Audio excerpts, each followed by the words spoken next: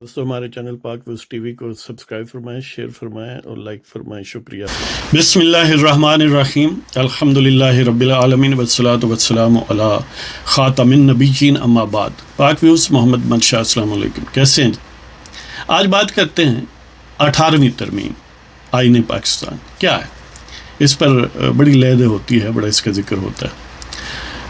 18ویں ترمیم پاکستان کے آئین، جو موجودہ آئین ہے، جو اس وقت نافذ ہے، آئین پاکستان 1973، اس میں جس طرح کہ اس کا نام ظاہر کر رہا ہے کہ 17 ترمیم اس سے پہلے ہوئیں اور 18ویں یہ ہے جس کا ذکر ہو رہا ہے۔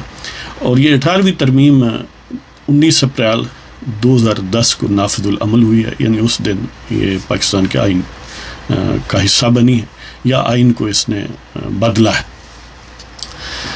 6 اپریل 2010 کو 8 اپریل 2010 کو قومی اسمبلی میں اسے پاس کیا گیا، اور اس کے حق میں 292 قومی اسمبلی کے MNAs تھے، ووٹ تھے۔ باقی ویسے تو 342 ہوتے ہیں، باقی کہاں گئے، یعنی 42+8 یعنی تقریباً 50۔ ان میں کچھ تو ظاہر ہے بعض اوقات سیٹیں خالی ہوتی ہیں، ایک کا دکا، اور کچھ کسی وجہ سے ایبسینٹ ہوتے ہیں، لیکن کچھ لوگ ایسے تھے جنہیں اس کی مختلف، کیونکہ یہ ایک امینڈمنٹ نہیں ہے، بیسکلی بہت ساری امینڈمنٹس کا مجموعہ ہے، اور ایک بل کی صورت میں ہوئی تو اس کا ایک ہی نام ہے 18th امینڈمنٹ، تو اس والے سے پھر ایک ہی امینڈمنٹ کہا جائے گا، اگرچہ اس کی بہت ساری کلازز ہیں جن کے ذریعے آئین پاکستان کے مختلف جو دفعات ہیں ان کو بدلا گیا۔ تو یعنی کسی ایک کو بالفرض کسی ایک دفعہ سے اختلاف ہے، کسی کو دوسری دفعہ سے اختلاف ہے۔ مثال اس کی یہ ہے کہ مثلا صوبہ پختونخوا کا نام، خیبر پختونخوا کا نام اس میں رکھا گیا۔ پہلے آپ کو پتہ ہی ہے NWFP کہتے تھے کہ شمال مغربی سرحدی صوبہ، اس کا نام اس میں بدلا گیا اور اس کا نام رکھا گیا خیبر پختونخوا۔ ظاہر ہے بہت ساری لیدے کے بعد کی تجاویز تھیں جن میں سے یہ الٹیمیٹلی فائنل ہوا۔ تو ہزارہ کے علاقے، مثلا ایبٹ آباد، ہری پور، مانسہرہ وغیرہ کے علاقے کے جو لوگ ہیں ان میں سے ظاہر غالب اکثریت ان کے نمائندوں کی اس کے خلاف تھی۔ وجہ یہی تھی کہ اس میں خیبر پختونخوا کی بات تھی، تو اس کلاس کے خلاف تھی۔ اس طرح یعنی بعض اور ہو سکتی ہیں چیزیں۔ تو یہ 8 اپریل 2010 کو قومی اسمبلی میں سے پاس ہوا، پھر یہ سینٹ سے 15 اپریل 2010 کو پاس ہوا، اور اس پر دستخط اس وقت کے صدر پاکستان جناب آصف علی زرداری نے 19 اپریل کو کیے۔ تو گویا 19 اپریل 2010 کو یہ آئین پاکستان کا حصہ بنی، جس کو ہم 18ویں ترمیم کہتے ہیں۔ تو اس میں بہت ساری دفعات کو بدلا گیا۔ مجموعی طور پر اگر کہا جائے تو پاکستان کے آئین کو ایک طرح سے گریجولی سیمی پریزیڈنشل یا سیمی پارلیمنٹری بنا دیا گیا تھا۔ صدارتی یا پارلیمانی نظام دونوں کا مجموعہ سا یا ان کا امیزہ سے تیار کیا گیا تھا، کیونکہ ڈکٹیٹرز آتے رہے، فوجی حکمران، اور اپنی مرضی سے ترمیم کرتے رہے۔ جب وہ آتے ہیں تو عام طور پر وہ وزیر اعظم کو کمزور سا، اور پریزیڈنٹ کیونکہ وہ خود بنتے ہیں تو اس کو طاقتور بناتے ہیں، تو اختیارات کا ارتکاز اس طرف کرتے ہیں۔ تو یہ کیونکہ مختلف ڈکٹیٹرز سے ہوتے ہوئے یہ معاملہ یہاں تک پہنچ گیا کہ آئین کا حلیہ کم و بیش اوریجنل سینس میں دیکھیں تو بگاڑ دیا گیا۔ اگرچہ اوریجنلی بھی یعنی بھٹو صاحب نے جب آئین ظاہر اس وقت قومی اسمبلی اور اپوزیشن پارٹیوں کے تعاون سے بنایا، اور انہوں نے بھی فوراً ہی اس میں ترمیم شروع کر دی تھی، اور پھر یعنی وہ جو پروسیس ایک طرح سے پارلیمانی نظام کا اور آئینی نظام میں جو ڈیفیشنسیز ڈیولپ ہوئیں ان کو ڈکٹیٹرز نے بہت انہانس کیا۔ تو کہنے کا مطلب یہ ہے کہ اس میں جو پارلیمانی نظام سے مخالف باتیں تھیں وہ کسی حد تک ختم کی گئیں۔ تو اس کا نیچر جو آئین کی ہے وہ صدارتی یا نیم صدارتی سے یا نیم پارلیمانی سے پارلیمانی کی طرف کی گئی۔ نمبر 2 جو نقطہ تھا اس میں صوبائی مختاری کی بات کی، خود مختاری، صوبائی خود مختاری کی بات کی گئی۔ پروونسز کو زیادہ اتھارٹی دی گئی۔ کئی ایسی وزارتیں یا عنوانات تھے جن پر وفاق اور صوبے دونوں قانون سازی کرتے تھے، اس کنکرنٹ لسٹ سے کہتے ہیں یا مشترکہ فہرست، اس کو ختم کیا گیا اور وہ صوبوں کو دے دی گئی زیادہ تر۔ اسی طرح صوبوں کو فنانشل ایک طرح سے خود مختاری میں تھوڑا اضافہ یا ان کا حصہ زیادہ بڑھایا گیا۔ تو یہ 3-4 نقطے ہیں۔ اگر اسپیسیفکلی بات کریں تو یہ ہے کہ مثلاً پریزیڈنٹ کے پاس پہلے اسمبلی کو ڈیزالو کرنے کا آپشن تھا، وہ ختم کیا گیا اختیار. اس طرح خیبر پختونخوا کا نام جیسے میں نے ذکر کیا کہ وہ رکھا گیا، NWF سے خیبر پختونخوا کا نام رکھا گیا. ANP یوجلی عام طور پر اس کو ایڈوکیٹ کرتی تھی. اور پھر ایک اور بڑی عام بات جو اس وقت عام زیادہ تھی کہ نواز شریف کیونکہ پہلے PMLN کے لیڈر جو ہیں وہ 2 مرتبہ وزیر اعظم رہ چکے تھے، تو تیسری مرتبہ ان کے لیے چانس نہیں تھا، کیونکہ تیسری مرتبہ وزیر اعظم بننے پر پابندی لگائی گئی تھی اور وہ مشرف نے لگائی تھی ان کو روکنے کے لیے. تو اس پابندی کو بھی ختم کیا گیا کہ کوئی سی شخص کو 2 بار وزیر اعظم رہنے کے بعد تیسری بار بھی الیکشن لڑنے کا اختیار یا آپشن دے دیا گیا. یعنی کوئی نمبر آف ٹائمز کہ کتنی بار کوئی پرائم منسٹر رہتا ہے اس کو ختم کر دیا گیا. اب وہ تیسری بار چوتھی بار ہو سکتا ہے چوتھی بار بھی بن جائے، قسمت کی بات، تو وہ ختم کیا گیا. اس طرح عدالتوں میں جو سپریم جوڈیشل کونسل نہیں بلکہ جوڈیشل کمیشن کو انٹروڈیوس کیا گیا کہ جیسے ججوں کی تعیناتی ہے ہائی کورٹ اور سپریم کورٹ، وہ اب جوڈیشل کمیشن کے توسط سے ہوگی.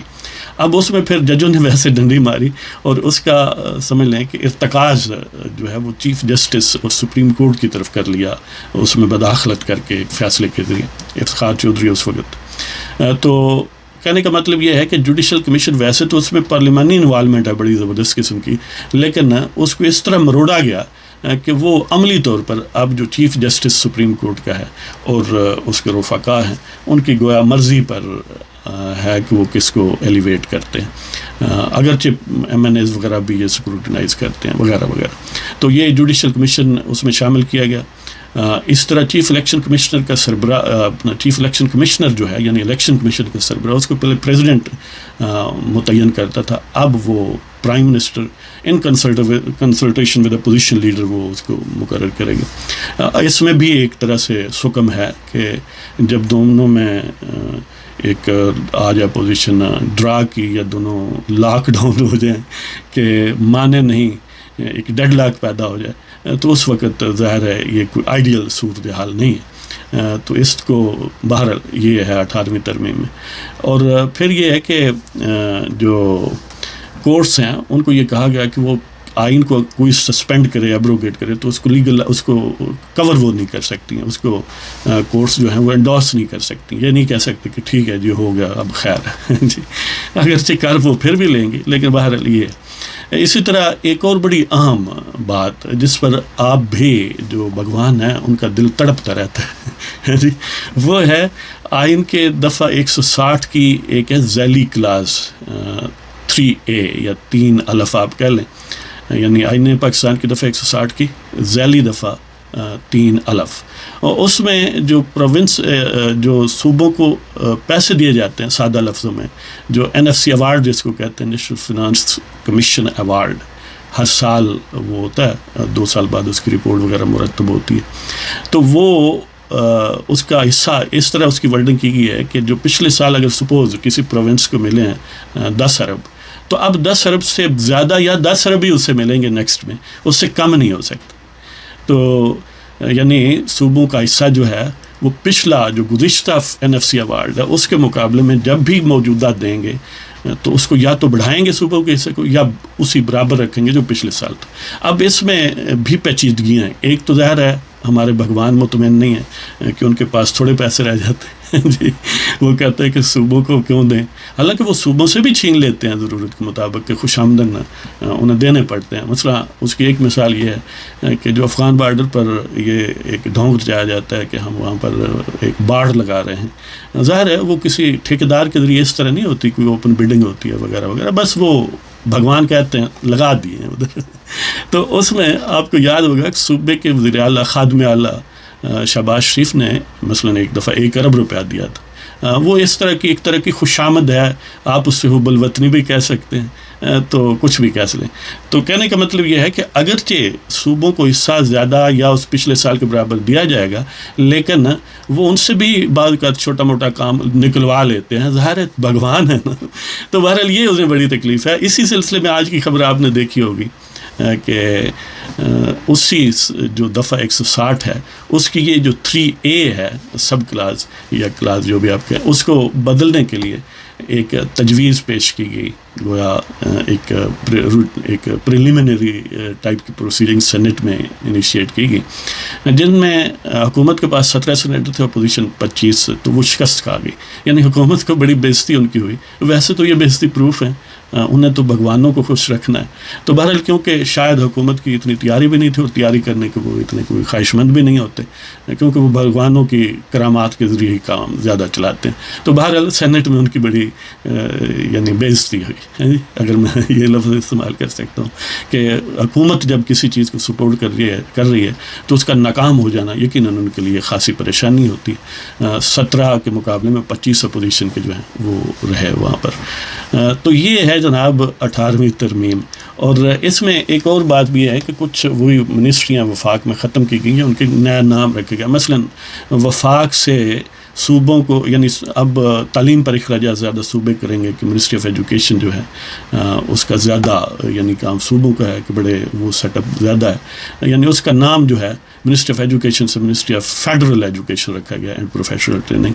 اس کی وجہ یہ ہے کہ صوبوں کے بھی محکمہ تعلیم بنائے گئے، اس طرح اور یہ محکمہ آرکیالوجی یا آثار قدیمہ اور ثقافت کا وغیرہ کا نام جو ہے وہ منسٹری آف کلچر رکھا گیا کہ زیادہ تر آرکیالوجی صوبوں کو دے دی گئی۔ اس طرح باقی یہ چھوٹی موٹی یعنی اس قسم کی ہیں اس میں، تو یہ ہے 18ویں ترمیم۔